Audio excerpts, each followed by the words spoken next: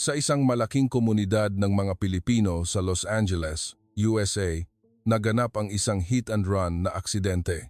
Nabigo ang mga awtoridad na matukoy ang driver batay lamang sa malabong CCTV footage. Mahigit 180 investigador ang nagtrabaho ng buong puso, ngunit tumigil ang investigasyon. Gayunpaman, isang batang Pilipinong estudyante sa high school ang sumulpot sa loob lamang ng 0.1 o 1.0 segundo ng pagtingin sa footage. Tumpak niyang natukoy ang modelo ng kotse, isang 2018 Audi A7. Sino nga ba ang batang ito at paano niya natuklasan ang mga pahiwatig na hindi nakita ng mga profesional na investigador? At sa likod ng kasong ito, mayroong mas malaking katotohanan na nakatago. Magsisimula na ang kwento ng natatanging batang ito. Ako si Tikoy, isang second-year high school student. 6 na buwan na ang nakalipas, lumipat kami sa Los Angeles dahil sa trabaho ng aking ama. Sa totoo lang, hindi madali ang buhay sa Amerika. Hindi ako matatas magsalita ng Ingles at nahihirapan akong makisama sa aking mga kaklase. Ngunit may isang bagay na sigurado, ang aking interes sa mga sasakyan ay hindi magbabago. Mula pa noong nasa Pilipinas ako, agad kong makikilala ang brand at modelo ng bawat kotse sa kalsada. Madalas sabihin ng aking ama na ito ay walang kwenta. Ngunit ang pagpunta sa parking lot malapit sa apartment para obserbahan ang mga kotse ay naging araw-araw kong gawi. Tumingin ako mula sa parking lot upang obserbahan ang iba't ibang uri ng sasakyan. Isang araw, sumama sa akin ang kaibigan ko at tinanong niya ako, "Tikoy, talagang alam mo ang modelo ng kotse? Tinitignan mo lang ang bubong ng kotse?" Sumagot ako ng may kumpiyansa, "Oo naman, gusto mong subukan." Itinuro ko ang isang random na kotse. Maingat kong inobserbahan at sinabi, "Iyan ay isang 2019 Honda Accord. Ang hugis ng sunroof at ang posisyon ng antena ay napaka-unique." Bumaba kami upang tingnan at tama nga. Nagulat siya, "Wow, ang galing mo. Paano mo nalaman ang lahat ng iyon?" Mula noon, kumalat ang balita. Madalas na pumupunta sa akin ang mga bata sa paaralan para maglaro ng hulaan ng kotse. Sa klase, binigyan ako ng pagkakataon ng guro na mag-present at pinili ko ang isang paksa tungkol sa mga sasakyan. Nag-present ako tungkol sa epekto ng aerodynamic design ng sasakyan sa fuel efficiency. Ang lahat ng aking kaklase ay nakinig ng mabuti. Bagamat hindi ako matatas sa Ingles, ang aking sigasig sa mga sasakyan ay tila lumampas sa hadlang ng wika. Pagkatapos ng presentasyon, kinausap ako ng guro ng pribado at sinabi, "Tikoy, napaka-impresibo talaga. Ang iyong kakayahan sa pagmamasid at pagsusuri ay pambihira." Nang marinig ko ang mga salitang ito, sa unang pagkakataon ay naramdaman kong may kumpiyansa ako na maaari akong matanggap sa Amerika. Napagtanto ko na ang tanging espesyal na kakayahan na dinala ko mula sa Pilipinas ay magagamit dito. Hindi pa rin maintindihan ng aking ama ang aking interes sa mga sasakyan. Tuwing gabi, nagkaroon kami ng ganitong pag-uusap. "Tikoy, pinag-uusapan mo pa rin ang mga kotse buong araw mula nang dumating tayo sa Amerika? Interesado ka rin sa ibang bagay?" "Itay, ito lang ang bagay na magaling ako." Humahanga rin ang mga kaibigan ko. Pinuri pa ako ng mga guro. Ngunit naisip ko, masyadong nakatutok sa isang bagay ay tila hindi maganda. Naisip ko, balang araw, magiging kapaki-pakinabang talaga ang kakayahang ito. At sa panahong iyon, tatanggapin din ako ni Itay. Nang gabing iyon, tumingin ako sa labas ng bintana, pinagmamasdan ang cityscape ng Los Angeles, at nagpasya akong hanapin ang sarili kong landas sa Amerika. Makikipag-ugnayan ako sa mga bagong kaibigan sa pamamagitan ng mga kotse at gagawin kong tanggap ang aking kakayahan. Naganap ang insidente isang Martes ng gabi. Habang ako at si Itay ay papunta sa Filipino Fiesta Supermarket para mamili, nasaksihan namin ang isang malaking gulo sa pedestrian lane sa harap ng supermarket. Isang hit and run na aksidente ang nangyari. Ang biktima ay isang 65 anyos na lolo, isang Pilipino, na nabangga ng kotse habang papalabas ng supermarket pagkatapos mamili. Sa kabutihang palad, hindi siya namatay, ngunit nagtamo ng matinding pinsala sa kanyang binti. Agad na nagulo ang lugar ng aksidente. Ang tunog ng mga sirena ng ambulansya at pulis ay umalingaw-ngaw sa buong komunidad ng mga Pilipino. Unti-unting nagsimulang magtipon ang mga tao. "May nakakita ba? May nakakaalam ba kung anong kotse?" Tanong ng pulis sa mga saksi, ngunit walang makapagbigay ng malinaw na sagot. Ang oras ng insidente ay humigit kumulang 6:30 p.m. Sa gabing iyon, nagsisimula ng dumilim ang kalangitan. Isang lola ang nagsalita nang nanginginig ang boses, parang madilim na kotse. Sedan ba iyon? Hindi ko sigurado, sabi ng ibang saksi. May nagsabi na parang SUV at may nagsabi na parang sports car. Hindi malinaw ang kanilang mga pahayag at magkakaiba ang sinasabi ng bawat isa. Nakatayo ako sa tabi ni Itay, pinagmamasdan ang sitwasyon. Nang makita ko ang sugatang lolo na dinadala sa ospital, labis akong nalungkot at naisip ko rin ang aking lolo. Sinimulan ng pulis na suriin ang CCTV ng mga kalapit na tindahan. Ang may-ari ng Filipino Fiesta Supermarket ay aktibong nakipagtulungan. Ang CCTV ng aming tindahan ay nakaharap sa pedestrian lane kaya siguro makakatulong iyon. Ngunit may isang problema. Ang kalidad ng footage mula sa CCTV ay hindi maganda at ang kondisyon ng ilaw sa oras ng insidente ay hindi rin maganda na nagpapahirap na makilala ang mga detalye ng kotse. Bumuntong hininga ang pulis nang buksan nila ang video. Nakita ang kotse na dumaan, ngunit mahirap matukoy ang plate number o ang tiyak na modelo ng kotse. Noon, lumapit ako at maingat na inobserbahan. Sa mata ng iba, isa lamang itong itim na blotch sa dilim, ngunit para sa akin, iba ito. Ang hugis ng headlight ng kotse sa footage at ang pattern ng gulong na lumitaw sandali lamang pagkatapos ng insidente at nang nagpreno ang kotse upang tumakas ay lumitaw sa aking paningin. Alam kong iyon ang disenyo ng 5-end spoke wheel na kakaiba. "Excuse me, gusto kong kausapin ng pulis," sabi ko, ngunit hinila ni Itay ang braso ko. "Tikoy, huwag kang makialam sa mga bagay na hindi mo nasakop." Ngunit sigurado ako na ang pattern ng gulong ay tiyak na sa isang Audi A7, lalo na ang 19-inch aluminum wheels ng modelo na inilabas sa pagitan ng 2016-2018. Nang gabing iyon, pag-uwi, patuloy na umiikot sa aking isipan ang imaheng iyon. Sigurado akong tama ang sinabi ko, ngunit malamang na hindi ako paniwalaan ng mga matatanda, lalo na ako na isang estudyante sa high school. Walang dahilan para makialam ako sa investigasyon ng pulis. Ngunit nang maisip ko ang sugatang lolo, hindi ko ito maiwanan. Kinabukasan sa paaralan, patuloy akong iniisip ang tungkol doon. Hindi ako makapag-focus sa pag-aaral. Sa tanghali, ikinuwento ko ang nangyari kahapon sa aking kaibigan. "Talaga bang alam mo ang kotse? Sabi mo hindi malinaw ang footage ng CCTV, hindi ba?" Ang pattern ng gulong ay napaka-unique. "Ito ay isang Audi A7, sumagot siya. "Kung gayon, hindi mo ba dapat sabihin sa pulis?" Pag-uwi, ipinaliwanag ko muli kay Itay. "Itay, alam ko talaga kung anong kotse iyon. Sa tingin ko makakatulong ako." Nagalit si Itay. "Tikoy, dumating ka na sa Amerika. Bakit ka pa rin kumikilos na parang batang Pilipino? Anong makukuha mo sa pakikialam sa mga bagay na hindi mo dapat pinakikialaman? Mag-aral ka na lang ng mabuti." Nang marinig ko ang mga salitang ito, labis akong nasaktan. Hindi ko ito ginagawa dahil ako ay Pilipino, ngunit gusto kong maging isang taong may pakiramdam ng katarungan. Hindi ang nasyonalidad ang mahalaga, ngunit gusto kong gawin ang tama. Nang gabing iyon, lihim akong nagbukas ng computer at pumasok sa website ng Los Angeles Police Department.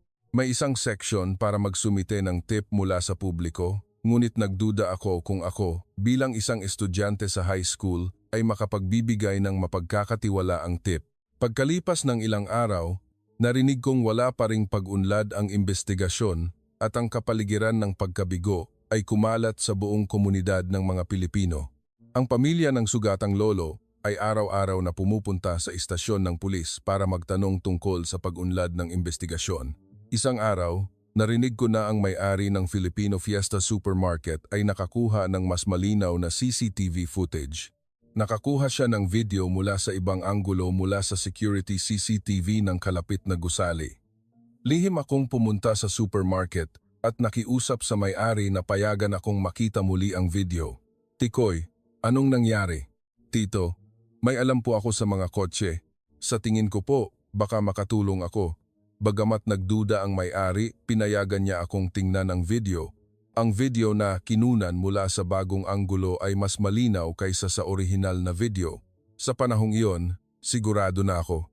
Sa footage, nang mabilis na lumiko ang kotse pabalik pagkatapos ng insidente, malinaw na nakikita ang LED pattern ng headlight ng kotse. Maging ang hugis ng air intake sa ilalim ng front bumper ay nakikita. Tito, itong kotse po ay isang Audi A7 at ito po ay isang 2018 model. Talaga? Paano mo nalaman? Pinahinto ko ang video at ipinaliwanag. Tito, tingnan niyo po rito. Ang panloob na headlight ay may ganitong kurbadang LED shape, hindi po ba? Ito ay isang natatanging disenyo ng Audi. At ang grille pattern at ang disenyo ng front bumper ay tugma lahat. Nagulat ang may-ari. Wow, ang galing talaga. Kailangan nating sabihin sa pulis. Ngunit nag-alinlangan ako. Maniniwala ba ang pulis sa isang tip mula sa isang estudyante sa high school? At kung malaman ni Itay, siguradong mapapagalitan ako. Ngunit nagpasya akong maglakas loob para sa sugatang lolo. Naisip ko na ito ang nararapat gawin. Direktang tumawag ang may-ari ng Filipino Fiesta Supermarket sa pulis. Nakatayo ako sa tabi at nakinig sa kanyang kausap sa telepono. Oo, totoo po. Sabi po ng batang ito, matutukoy niya ang kotse sa pamamagitan lamang ng pagtingin sa footage ng CCTV. Ang boses mula sa kabilang linya ay nagpakita ng pagdududa. Estudyante sa high school? Sigurado ka ba? Kailangan nito ng technical expert para matukoy. Tumingin sa akin ang may-ari ng may pag-aalala. Tumango ako para ipagpatuloy niya. Inspektor, hindi po ordinaryo ang batang ito. Nakita ko na po ang kanyang kakayahan gamit ang sarili kong mga mata. Kahit isang beses lang po, magkita po tayo. Matapos ang mahabang paghimok ng higit sa 10 minuto, pumayag din sa wakas ang kabilang panig. Bukas, 3 p.m., dalhin mo ang batang ito sa West District Police Station. Ngunit hindi ko ginagarantiya na magkakaroon ng anumang resulta. Pagkababa ng telepono, tinapik ng may-ari ang aking balikat. Tikoy, bukas, nakasalalay sa iyo. Ngunit kung masyadong delikado, maaari kang umatras anumang oras. Umiling ako. Salamat po, Tito. Kailangan ko pong subukan. Nang gabing iyon, hindi ako nakatulog. Patuloy na umiikot sa aking isipan ang footage ng CCTV. Ang mga gulong ng A7, ang mga headlight, ang body proportion ng kotse, bawat detalye ay malinaw sa aking alaala. Ngunit nag-alala rin ako kung magkakamali ako. Paano kung hindi ako paniwalaan ng mga eksperto? Kinabukasan, pagkatapos ng klase, sinabi ko kay Itay na pupunta ako sa bahay ng kaibigan para mag-aral. Naramdaman kong mabigat ang loob ko. Ngunit alam kong ito ay isang kinakailangang kasinungalingan. Kung sasabihin ko kay Itay ang totoo, walang paraan na papayagan niya akong pumunta. Ang Los Angeles Police Department West District Station ay isang 4-story gray building. Mula sa labas, mukha itong nakakatakot na nagiging sanhi ng hindi sinasadyang kaba. Sa pasukan, may 2 security guards. Tinitingnan nila ang mga pumapasok at lumalabas ng may matatalas na mata. Huminga ako ng malalim at naglakad patungo sa information desk. Magandang araw po. Ako po si Tikoy. May appointment po ako ng 3 p.m. Ang receptionista ay isang middle-aged na babaeng itim. Sinuri niya ang computer at tumango. Hinihintay ka po ni Inspector Rodriguez. Pakiupo po muna sa upuan doon. Sa waiting room, may iba't ibang tao. Mga miyembro ng pamilya na mukhang nag-aalala. Mga seryosong abogado at ilang ordinaryong mamamayan na tila mga saksi. Umupo ako sa isang upuan sa sulok ng silid. Nagsimulang pawisan ang aking mga palad. Sa dingding, may mga larawan ng mga pulis na namatay sa tungkulin. Nang tingnan ko ang mga mukha na iyon, naramdaman ko ang bigat ng trabahong ito. Halos 40 minuto ang hinintay ko at lumitaw sa harap ko ang isang middle-aged na lalaki. Hindi siya masyadong matangkad ngunit matipuno. Ang kanyang kayumangging balat ay nagpapahiwatig ng kanyang lahi na Latino. Ang kanyang mga mata ay matalim, ngunit mas malumanay kaysa sa inaasahan ko. Ikaw si Tikoy, hindi ba? Ako, si Inspector James Rodriguez. Inilahad niya ang kanyang kamay. Kinamayan ko siya ng may kaba. Narinig kong may alam ka sa mga kotse? Ang aking boses ay bahagyang nanginginig. Hindi mo kailangang kabahan. Gusto lang naming marinig ang iyong opinyon. Sumama ka sa akin. Pinangunahan ako ni Inspector Rodriguez sa isang mahabang pasilyo Sa magkabilang gilid ay iba't ibang opisina. Sa pamamagitan ng salamin na bintana, nakita ko ang mga pulis na abala sa pagtatrabaho. Ang ilan ay kausap sa telepono, ang ilan ay sinusuri ang mga dokumento, ang ilan ay nagtutulungan sa mga kaso. Ang pangkalahatang kapaligiran ay tense, na nagparamdam sa akin ng pagkaapurahan sa trabaho. Ang opisina na aming pinuntahan ay mas malaki kaysa sa inaasahan ko. Ang mga dingding ay puno ng mga larawan, mapa, at iba't ibang dokumento.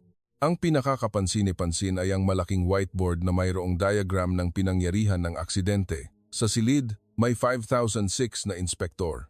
Lahat sila ay huminto sa kanilang ginagawa at tumingin sa akin. Mga kasama, ito si Tikoy, ipinakilala ako ni Inspector Rodriguez sa lahat, sabi ng may-ari ng supermarket. Matutukoy niya ang modelo ng kotse mula sa CCTV footage. Isang batang babaeng inspektor ang unang nagsalita. Talaga? Nahihirapan pa nga kaming matukoy iyon kahit gumamit kami ng profesional na software. Isang mas senior na inspektor ang nagpakita ng mas matinding pagdududa. Nikki, huwag kang masyadong umasa. Sa huli, bata lang yan. Ngunit sumenya si Inspector Rodriguez sa lahat na manahimik.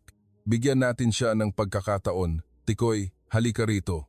Dinala niya ako sa harap ng isang malaking screen.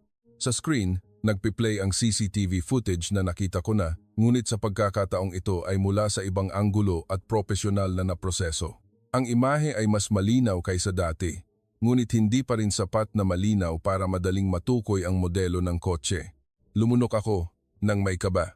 Ang lahat sa silid ay nakatingin sa akin, nararamdaman ang kanilang pagdududa, pag-usisa at kaunting pag-asa. Ang responsibilidad na ito ay nagbigay sa akin ng pressure, ngunit pinataas din nito ang aking concentration. Paki-play po muli mula sa simula. Nagsimulang mag-play ang video sa oras ng insidente. Nabangga ang kotse at mabilis na tumakas. Pinahinto ko sila sa ilang mahahalagang punto. Tingnan niyo po rito, itinuro ko ang screen. Bagamat malabo ang imahe, makikita ang pangunahing outline ng kotse. Ang linya ng bubong na ito ay napaka-espesyal. Ito ay nakahilig pababa mula sa B-pillar patungo sa likuran. Ito ay karaniwang disenyo ng coupe. At ang anggulo na ito, hiniling kong baguhin sa isa pang imahe. Ang hugis ng headlight ay natatangi. Mukha itong LED matrix headlight. At mayroon itong espesyal na disenyo ng daytime running light. Kinunot ng noo ng isang inspektor. Ngunit ang ganitong katangian ay mayroon din sa maraming mamahaling kotse. Tama po, tumango ako. Ngunit ang pinakatumpak na ebidensya ay narito. Itinuro ko ang kotse. Nang mabilis itong lumiko, ang gilid na imahe na lumitaw sandali ay malinaw na nagpapakita ng 5-spoke design ng gulong at ang gulong ay napakalaki, hindi bababa sa 19 pulgada. Ang ganitong kakaibang hugis ng spokes ng gulong ay nakita ko lamang sa Audi A7. Nagsimulang magbulungan ang mga tao sa silid.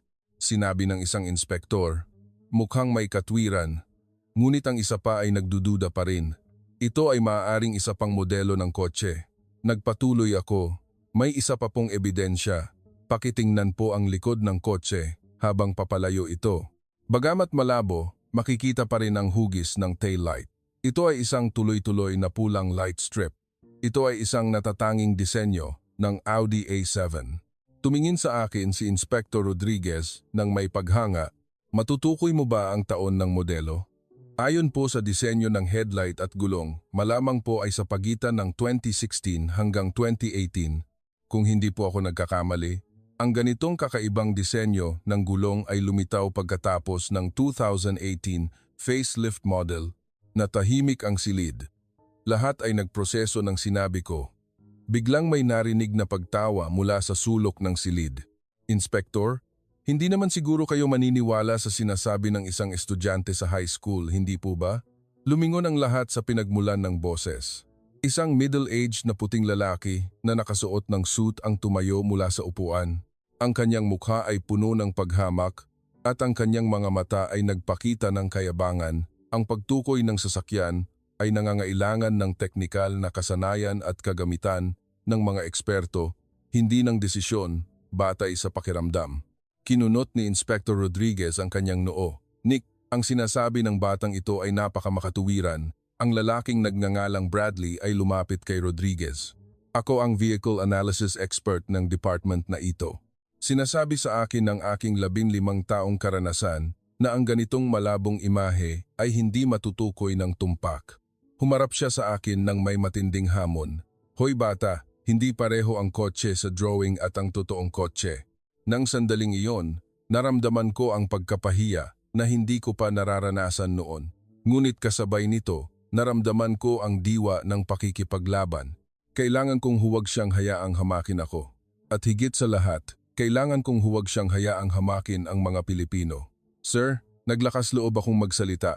Kung mayroon po kayong ibang larawan ng kotse, mapapatunayan ko po ang aking kakayahan. Tumawa si Bradley. Sige, subukan natin.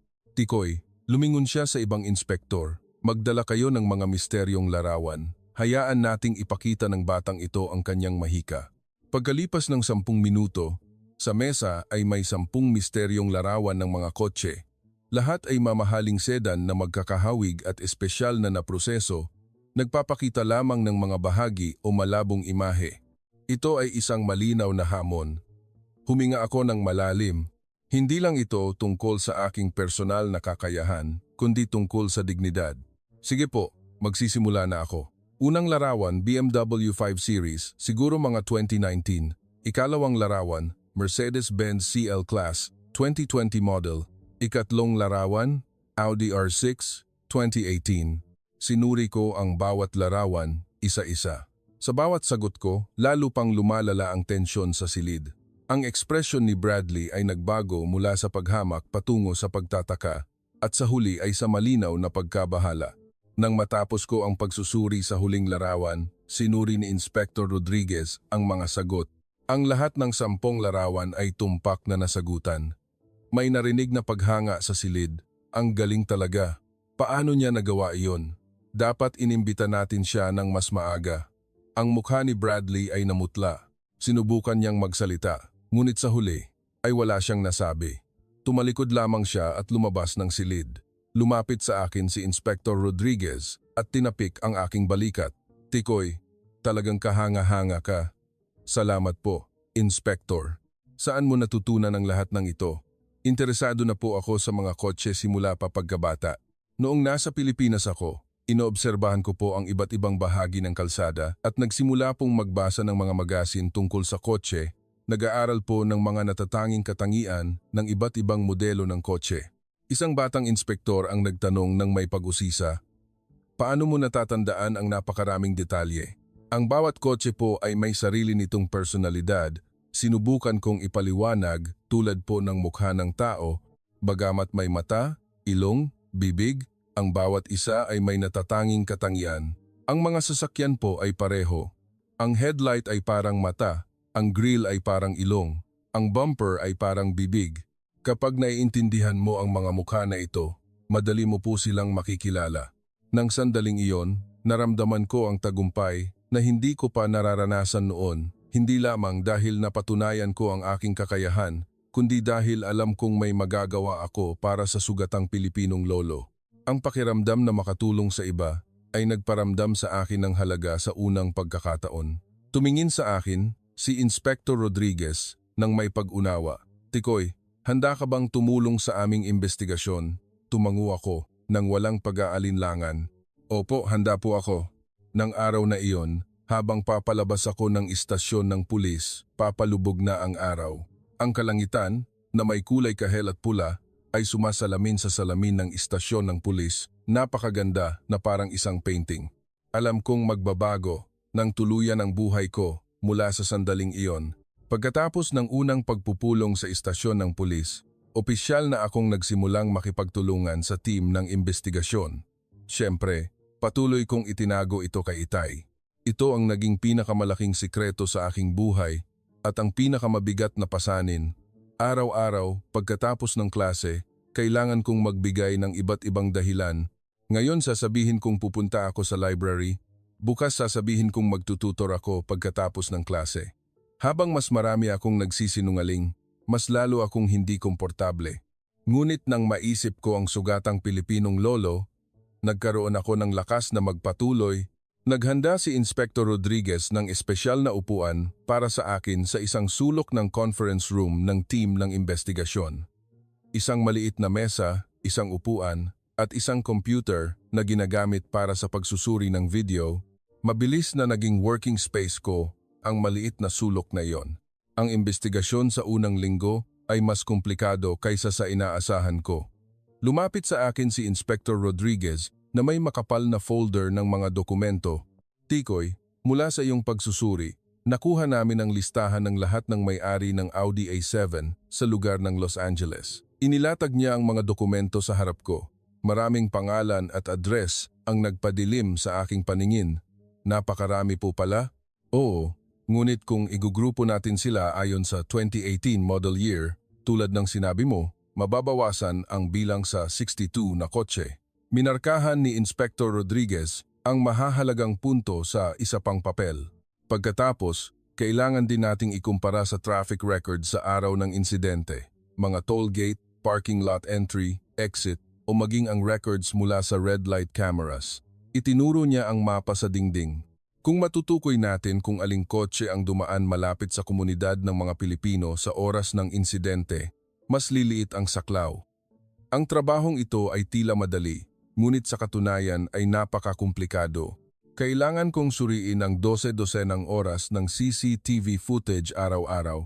Ang ilang imahe ay malinaw, ang ilan ay malabo na parang hamog. Ang ilang anggulo ay maganda, ang ilan ay nagpapakita lamang ng maliit na bahagi ng kotse. Ang mga may-ari ng tindahan sa komunidad ng mga Pilipino ay nakipagtulungan ng husto. Bukod sa Filipino Fiesta Supermarket, mayroon ding paboritong kainang Pilipino, isang tradisyonal na coffee shop at ilang maliliit na tindahan. Maging ang mga may-ari ng Private Residential Security CCTV ay masaya na tumulong. Tayong mga Pilipino, nagtutulungan, sabi ng isang lola. Tinutulungan tayo ni Tikoy sa ganitong paraan, kaya dapat natin siyang suportahan. Ngunit ang pagsusuri ay talagang mabigat. Nakatitig ako sa screen ng maraming oras araw-araw na nagiging sanhi ng pananakit ng aking mga mata. Minsan, nanonood ako hanggang hating gabi, hanggang sa hindi ko na makilala ang pangunahing hugis ng kotse. Nakikita ni Inspector Rodriguez na napapagod ako at pinapahinga ako. Tikoy, huwag mong masyadong pahirapan ang sarili mo. Ang ganitong uri ng trabaho ay nakakapagod kahit sa matatanda. Ayos lang po, Inspector. Gusto ko po kasing mahanap agad ang katotohanan. Sa prosesong ito, may isang taong tahimik na nagmamasid sa akin, si Bradley. Madalas siyang lumalabas habang nagtatrabaho ako at tinitingnan ako ng may pagdududa. Minsan, habang sinusuri ko ang video, naramdaman kong may nakatingin sa akin mula sa likuran. Lilingon ako at makikita si Bradley na nakatayo doon. Inspector, talagang walang problema ba ang pagsama ng menor de edad sa investigasyon? Kung magkamali, sino ang mananagot? Madalas na sumasagot si Inspector Rodriguez, pasensya, Bradley. Nagbibigay lang si Tikoy ng technical na payo. Hindi siya opisyal na investigador, ngunit ang saloobin ni Bradley ay nagpakaba sa akin. Nagsimula akong magduda kung nag-aalala ba talaga siya sa pamamaraan ng trabaho o mayroon siyang ibang dahilan. Nang sandaling iyon, isang bagong karakter ang lumitaw sa aking buhay, si Jaden. Siya ay 24 taong gulang, bagong graduate mula sa Police Academy at itinalaga sa grupo ni Inspector Rodriguez bilang isang trainee detective. Sa unang araw namin, napakalamig ng saloobin ni Jaden. Ikaw ang high school student na yon, hindi ba? Tinitignan niya ako mula ulo hanggang paa nang may pagdududa. Narinig kong matutukoy mo ang modelo ng kotse. Sumagot ako ng maikli. Interesante, tumawa siya. Nag-aral ako ng vehicle analysis at investigative techniques sa kolehiyo sa loob ng 10 taon. At sa huli ay magtatrabaho ako sa isang bata. Labis akong nasaktan sa mga salitang iyon, ngunit hindi ako nakipagtalo. Patuloy lamang ako sa aking trabaho ng tahimik.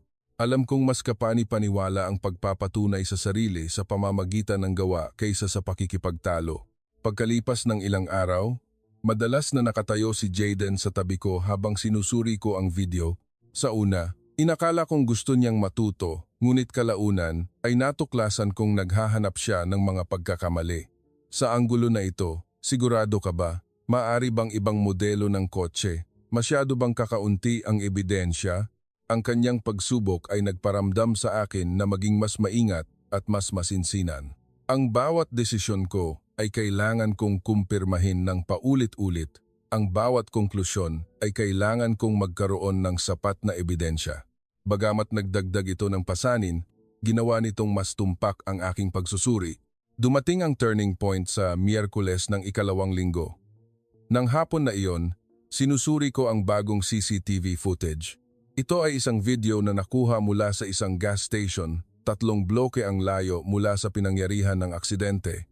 Ang oras ay 3 minuto pagkatapos ng insidente. Sa video, lumitaw ang isang madilim na Audi sedan. Mula sa modelo, mukha itong A7, ngunit kailangan kong kumpirmahin ito ng mas malinaw. Pinakiusapan ko ang imahe, inayos ang kalinawan, at sinuri ang bawat frame. Bigla, bumilis ang tibok ng aking puso. Inspector Rodriguez, pakiusap, tingnan niyo po rito. Lumapit si Inspector Rodriguez at Jayden. Anong nangyari, Tikoy? Tingnan niyo po itong kotse. Itinuro ko ang screen. Mula po sa pangkalahatang outline, isang Audi A7 po talaga. Ang disenyo po ng gulong ay tugma rin. At anong espesyal doon? Tanong ni Jayden. Ang espesyal po ay narito, lumipat ako sa gilid ng kotse. Tingnan niyo po ang lower right corner ng front bumper. Mayroong malinaw na gasgas at dent. Dinilat ni Inspector Rodriguez ang kanyang mga mata at maingat na inobserbahan. Talagang may pinsala. At tingnan mo ang headlight na ito. Pinakiusapan ko ang ilang bahagi. Ang kaliwang headlight ay tila bahagyang baluktot, na parang naumpog at hindi bumalik sa orihinal nitong posisyon. Natahimik ang silid. Ang ekspresyon ni Jayden ay nagbago mula sa pagdududa patungo sa seryosong pag-iisip. Kung ito nga ang hit and run na kotse, bulong niya sa sarili. Ngunit may isang problema, nagpatuloy ako. Ang plate number ng kotse na ito ay ganap na naiiba sa nakita natin sa pinangyarihan ng aksidente. Anong ibig mong sabihin? Tanong ni Inspector Rodriguez. Binuksan ko ang parehong video clip para ikumpara. Ang plate number sa pinangyarihan ng aksidente ay nagsisimula sa 8, ngunit ang plate number ng kotseng ito sa gas station ay nagsisimula sa 3. Sa wakas ay seryosong sinimulan ni Jayden ang aking pagsusuri. Posible po bang nagpalit ng plate number o gumamit ng pekeng plate number? Idinagdag ko, ngunit bukod sa plate number, ang lahat ng iba pang katangian ay tugma. Ang pattern ng gulong, ang kondisyon ng body ng kotse, ang sticker sa salamin ng kotse, maging ang maliliit na gasgas sa body ng kotse ay pareho. Tinapik ni Inspector Rodriguez ang mesa ng may pananabik. Ito ay isang malaking pag-unlad. Tikoy, ang galing mo. Tumingin sa akin si Jayden nang may ganap na pagbabago sa kanyang mga mata. Humihingi ako ng paumanhin, Tikoy. Sa una, minamaliit talaga kita. Inilahad niya ang kanyang kamay. Ang iyong kakayahan ay hindi ka panipaniwala. Kinamayan ko siya. Nararamdaman ang init na dumadaloy sa aking puso. Salamat, Jayden. Sa totoo lang, ang iyong pagsisikap ay nagparamdam sa akin na maging mas detalyado at propesyonal. Mula noon, si Jayden ang naging pinakamahusay kong kasama. Ginamit niya ang kaalaman na natutunan niya sa Police Academy, kasama ang aking kakayahan na matukoy ang modelo ng kotse. Ang aming pagiging epektibo sa trabaho ay labis na bumuti. Ngunit habang nasasabik kami sa pagtuklas na ito, lumitaw si Bradley. Tiningnan niya ang resulta ng aming pagsusuri at kinunot ang kanyang noo. Sandali, sigurado ka ba na tama ang pagsusuring ito? Itinuro niya ang screen. Sa imahe, ang ganitong antas ng pinsala ay maaaring sanhi ng maraming dahilan, hindi kinakailangan na hit and run na kaso. Ngunit masyadong nagkataon ang oras at lugar. Kontra ni Jayden, ang pagkataon ay hindi ebidensya, malamig na sabi ni Bradley. Inirerekomenda ko na ipagpaliban ang karagdagang aksyon hanggang sa magkaroon ng mas tiyak na ebidensya. Tumingin ako kay Bradley at naramdaman ang kakaibang pakiramdam sa aking puso. Bakit sa bawat pagkakataon na mayroon kaming mahalagang pagtuklas, gusto niyang hadlangan? Bakit tila ayaw niyang umusad ang kasong ito? Ngunit sa panahong iyon, wala pa akong sapat na karanasan para maunawaan ang pagiging komplikado ng mundo ng matatanda. Naisip ko lamang na siya ay mas maingat at propesyonal hanggang sa nangyari ang mga sumunod na kaganapan Saka ko lang naunawaan ang kanyang tunay na intensyon. Mula sa CCTV records ng gas station, sinundan namin ang impormasyon ng may-ari ng kotse, si Medino, 32 taong gulang, isang Mexican national na nagtatrabaho sa isang construction company sa Los Angeles.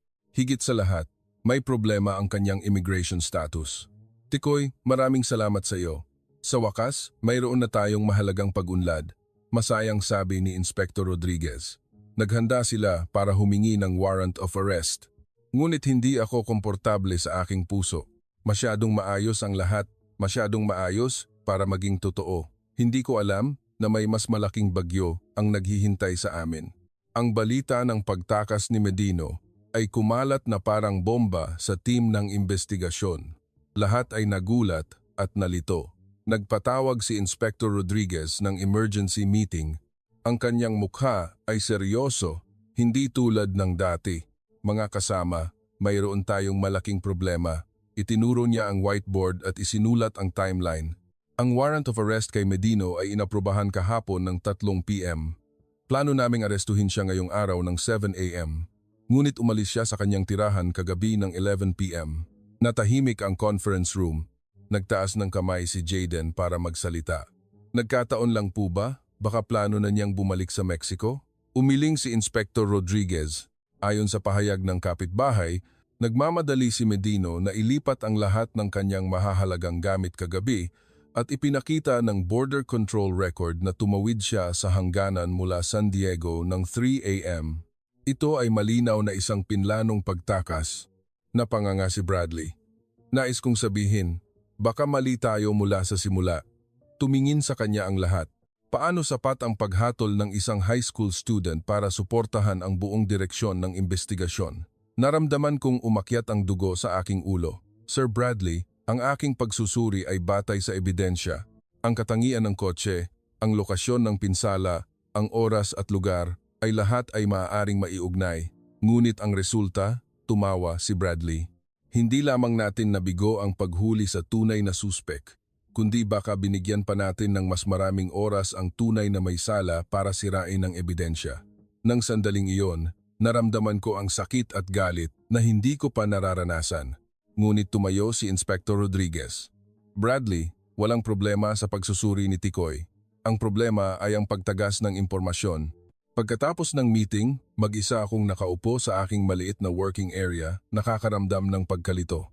Baka tama si Bradley. Baka masyado pa akong bata, masyadong idealistic. Baka hindi ko na dapat pinakialaman ang bagay na ito. Habang nalulunod ako sa pagdududa sa sarili, tahimik na lumapit si Jayden. Tiningnan niya ang paligid para matiyak na walang ibang tao at bumulong. Tikoy, may nakita akong kakaiba. Anong kakaiba? Tungkol kay Bradley. Umupo si Jayden sa upuan sa tabi ko. Kagabi, nag-overtime ako para ayusin ang mga dokumento ng kaso.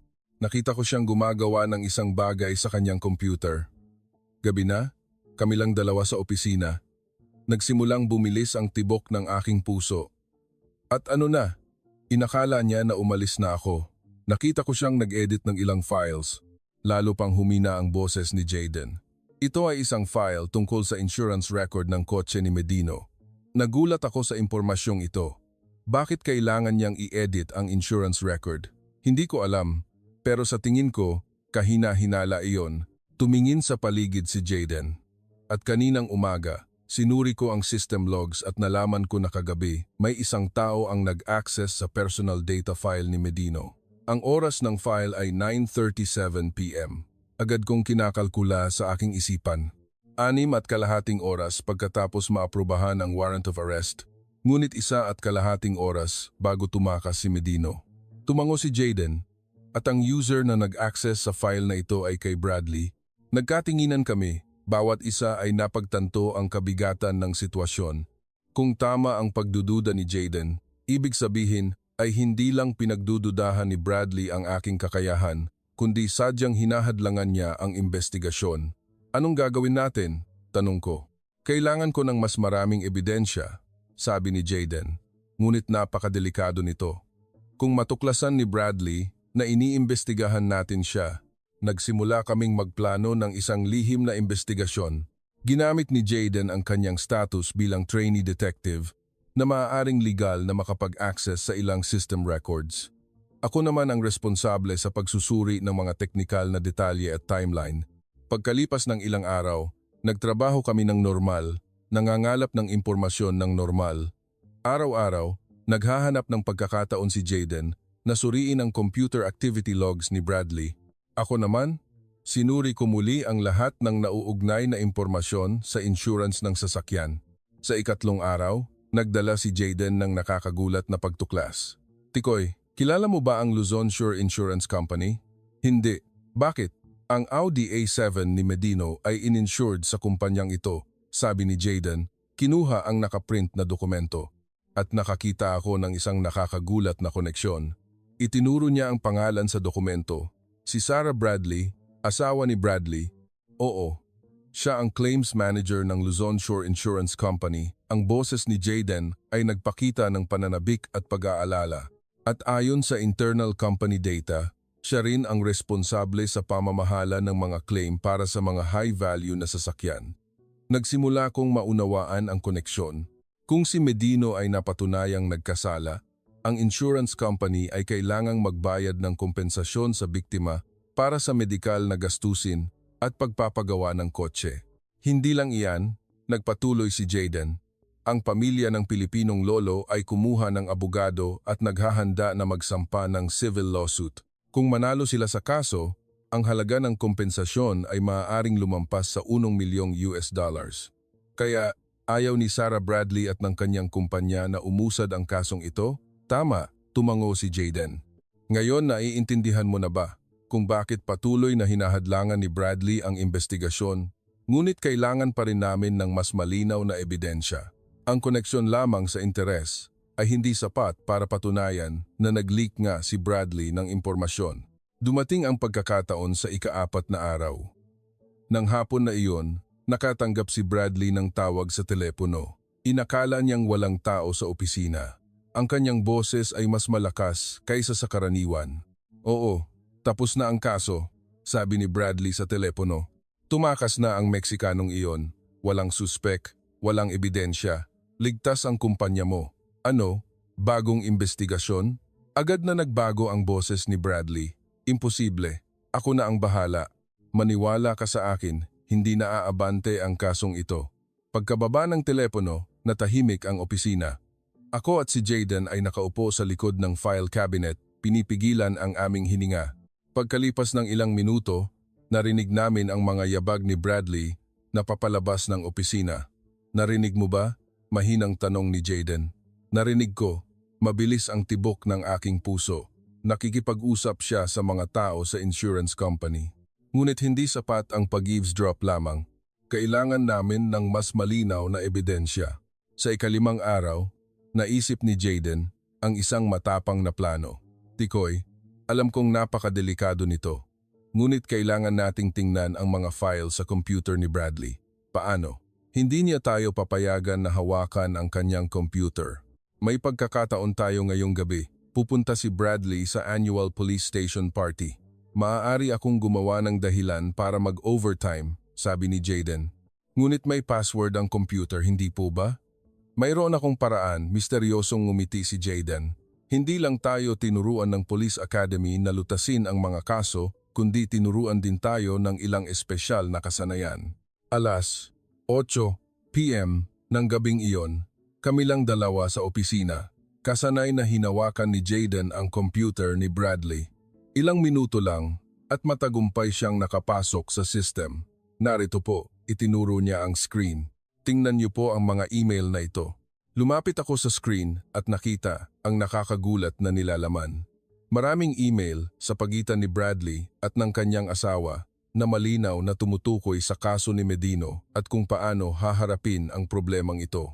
Ang mas nakakagulat pa, nakakita kami ng email na ipinadala ni Bradley sa isang hindi kilalang tatanggap. Ang nilalaman ay detalyadong personal na impormasyon ni Medino, kabilang ang kanyang address, lugar ng trabaho, at maging ang mga direksyon sa pagtakas. Ito ay tumutulong sa isang suspek na tumakas. Hindi ako makapaniwala. Namutla ang mukha ni Jayden. Jayden, Ito ay mas seryoso kaysa sa inakala natin. Hindi lang may conflict of interest si Bradley, sadyang hinahadlangan niya ang proseso ng hustisya. Mabilis naming kinopya ang mga ebidensyang ito. Ngunit nang sandaling iyon, narinig namin ang mga yabag. Mayroong papalapit sa opisina. Bilisan mo. Nagmamadaling isinara ni Jayden ang file. Naibalik namin ang computer sa orihinal nitong kondisyon at lumitaw si Bradley sa pintuan. Anong ginagawa ninyo rito?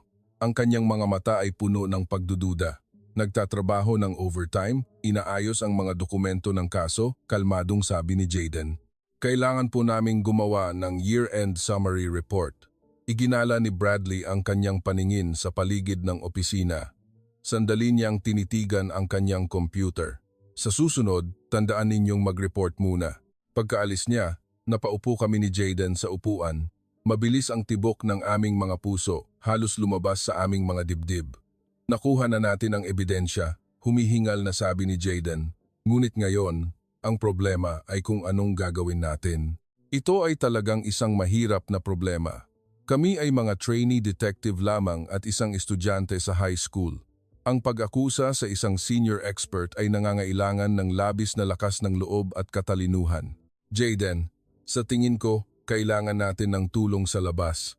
Anong ibig mong sabihin? Kilala ko ang isang mamamahayag. Baka maaari nating ipa-expose ito sa media. Nang gabing iyon, pag-uwi, hindi ako nakatulog. Sa aking isipan, paulit-ulit na umiikot ang mga ebidensya na natuklasan namin. Ang isang taong dapat na nagpoprotekta sa hustisya ay sumisira nito. Ang isang pulis na dapat na naglilingkod sa publiko ay nagbebenta ng kanyang tungkulin para sa personal na pakinabang.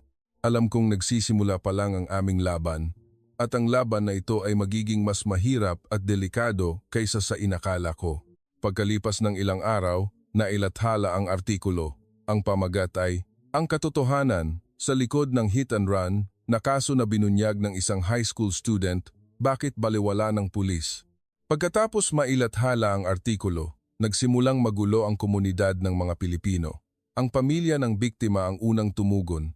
Dumiretso sa aming bahay ang anak ng lolo. Tikoy, maraming salamat talaga sa lahat ng pagsisikap mo para sa aming ama. Nang makita ko ang luha sa kanyang mga mata, napaiyak din ako. Ginagawa ko lang po ang nararapat. Sana po gumaling agad ang lolo. Ngunit magkakaiba ang opinyon sa loob ng komunidad ng mga Pilipino. Ang ilan ay nagsabi na hindi kailangang makialam sa mga bagay na hindi nakakaugnay at makipag-away sa pulis. Ang ilan naman ay sumuporta na hindi dapat manahimik sa ganitong uri ng bagay. Nagpatawag ng emergency meeting ang Samahan ng mga Pilipino sa Amerika. Binigyan din ako ng pagkakataon na dumalo at ipaliwanag ang aking paninindigan. Gusto ko lang pong gawin ang tama. Sa tingin ko po, ang mahalaga ay hindi ang nasyonalidad o edad, kundi ang pagwawasto sa mali. Sinabi ng presidente ng Samahan ng mga Pilipino sa Amerika, tama ang sinabi ni Tikoy, kung mananahimik lang tayo rito, sino ang magpoprotekta sa atin? Ang resulta, nagpasya ang Samahan ng mga Pilipino sa Amerika na hilingin sa Police Department na muling imbestigahan ang kaso at ipinasyang ipaalam din ito sa lokal na media. Kumalat ang artikulo sa mas malalaking media outlets. Ang ABC7 at NBC, pati na rin ang iba pang pangunahing istasyon ng telebisyon ay nagpakita ng interes. Nang maiulat ang balita na may ganitong pamagat, hindi na maaaring baliwalain pa ng Los Angeles Police Department. Direktang naglabas ng pahayag ang police chief na muling pag-aaralan ang kaso. Si Bradley ay sinuspinde at isang bagong team ng investigasyon ang binuo.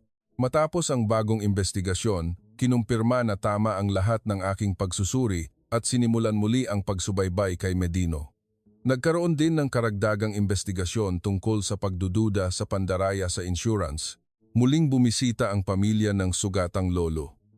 Tikoy, kung wala ka, ang kaso ng aming ama ay marahil ay nakabaon na habang buhay. Maraming salamat talaga. Nang marinig ko ang mga salitang ito, naramdaman kong lahat ng hirap na pinagdaanan ko ay nabayaran, ngunit ang pinakamasayang nangyari ay ang reaksyon ni Itay. Patawarin mo ako, anak. Ginagawa mo ang tama, ngunit gusto kitang pigilan. Ayos lang po, Itay. Salamat po sa pag-aalala nyo. Mula ngayon, maniniwala na po ako sa mga desisyon mo, anak. talagang ipinagmamalaki kita. Nang gabing iyon, tiningnan ko ang cityscape ng Los Angeles. Ang pakiramdam ay ganap na naiiba sa unang pagkakataon na dumating ako rito 6 na buwan na ang nakakaraan. Ngayon, ito ay parang tunay na tahanan ko. Lumapit si Itay sa tabi ko at tiningnan ang cityscape kasama ako. Tikoy, sa una, hindi kita naintindihan. Humihingi ako ng paumanhin, anak. Ayos lang po, Itay. Alam ko po na nag-aalala po kayo. Talagang ipinagmamalaki ko na ang isang maliit na interes ay maaaring magdulot ng napakalaking pagbabago. Nang sandaling iyon, napagtanto ko na ang hinahabol ko ay hindi ang pagiging sikat o pagtanggap, kundi ang paggamit ng aking malalim na kakayahan upang tulungan ang isang tao. Itay, gusto ko ring patuloy na gawin ang ganitong uri ng trabaho sa hinaharap, ang trabaho na nag-uugnay ng teknolohiya at hustisya. Sige, anak. Susuportahan kita palagi.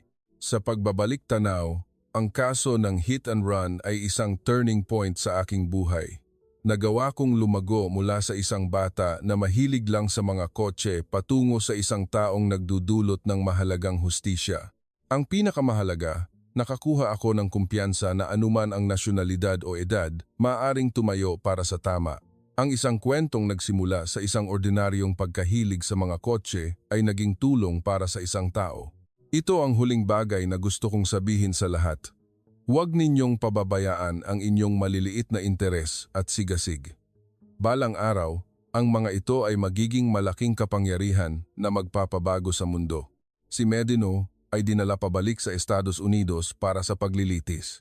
Sa huli, si Bradley ay kinasuhan ng paghadlang sa investigasyon at conflict of interest. Ang kasong ito ay naging pagkakataon para mapabuti ang pamamaraan ng investigasyon ng Los Angeles Police Department.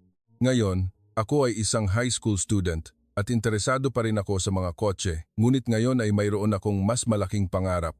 Gusto kong maging isang researcher na nagsasama ng artificial intelligence at etika. Gusto kong lumikha ng teknolohiya na nagpapahintulot sa lahat na maglakbay ng ligtas. Minsan, naiisip ko ang gabing iyon, kung hindi ako naglakas loob, kung hindi ko sinabi ang mga salitang iyon, ang kaso ng sugatang lolo ay marahil ay nakabaon na habang buhay, ngunit pinili kong maniwala sa kapangyarihan ng isang maliit na hustisya. Ngayon, sigurado ako na gaano man kaliit ang boses, kung ito ay tama, balang araw ay makakarating ito sa isang tao. Ito ang mensahe na gusto kong iparating sa lahat ng nakikinig sa kwentong ito. Ang bawat isa ay may maliit na kapangyarihan na maaaring magpabago sa mundo. Ang mahalaga ay huwag matakot na gamitin ang kapangyarihang iyon. Ang hustisya ay hindi malayo. Nagsisimula ito sa maliit na pag-aalala sa paligid natin. Tapos na ang kwento ko, ngunit naniniwala ako na nagsisimula pa lang ang kwento ng bawat isa. Lilikha tayo ng mas mahusay na mundo sa pamamagitan ng sarili nating maliit na hustisya. Isang malalim at madamdaming pagsasalin ng iyong kwento sa wikang Filipino na may angkop na pagpapalit ng mga konteksto mula Thai patungong Filipino at Amerika habang pinapanatili ang buong nilalaman at damdamin ng orihinal.